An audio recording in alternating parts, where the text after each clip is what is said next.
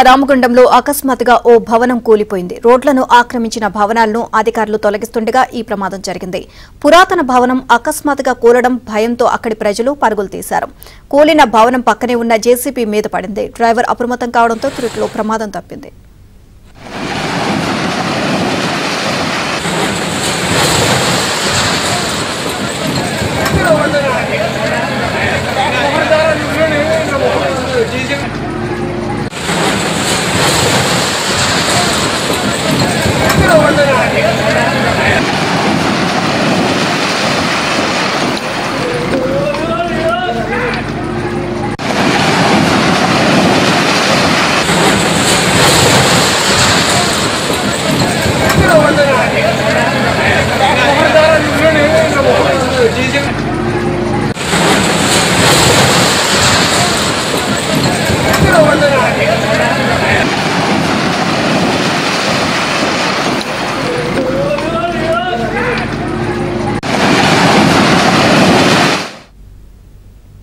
పెద్దపల్లి జిల్లా రామగుండంలో అకస్మాత్తుగా ఓ భవనం కూలిపోయింది. రోడ్లను ఆక్రమించిన భవనాలను అధికారులు తొలగిస్తుండగా ఈ ప్రమాదం చోటు చేసుకుంది. పురాతన భవనం అకస్మాత్తుగా కూలడంతో భయంతో అక్కడి ప్రజలు పరుగులు తీశారు. కూలిన భవనం పక్కనే ఉన్న జేసీబీ మీద పడింది. డ్రైవర్ అప్రమత్తం కావడంతో త్రుటిలో ప్రమాదం తప్పింది.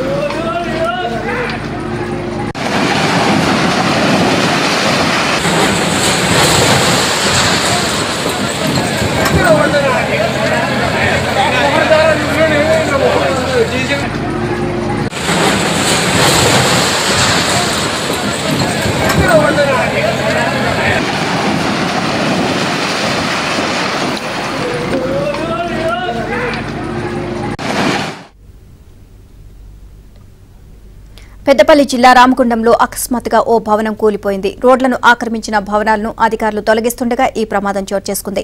పురాతన భవనం అకస్మాత్తుగా కూలడంతో భయంతో అక్కడి ప్రజలు పరుగులు తీశారు. కూలిన భవనం పక్కనే ఉన్న జేసీబీ మీద పడింది. డ్రైవర్ అప్రమత్తం కావడంతో త్రుటిలో ప్రమాదం తప్పింది.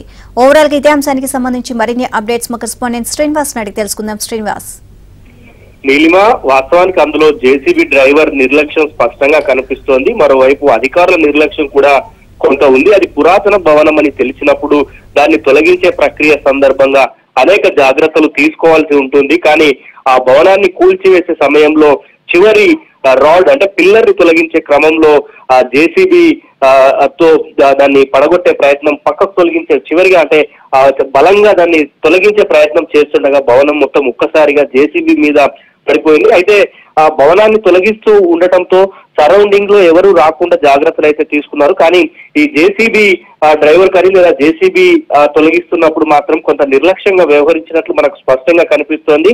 కొంత డ్రైవర్ ప్రవీణ్ అనే వ్యక్తి కొంత స్వల్ప గాయాలతో మాత్రమే బయటపడ్డాడు. ప్రస్తుతం అతను ఆసుపత్రిలో చికిత్స కూడా పొందుతున్నారు. పురాతన భవనాన్ని, రోడ్డుకు అడ్డంగా ఉన్న పురాతన భవనాన్ని తొలగించే క్రమంలో అటు అధికారులు కానీ ఇటు జేసీబీ డ్రైవర్ నిర్లక్ష్యం కానీ స్పష్టంగా కనిపిస్తోంది. స్థానికులు ఎవరూ లేకపోవడంతో ఒక పెను ప్రమాదం అయితే తప్పినట్టు మనకు తెలుస్తోంది. Neelima, thank you Srinivas.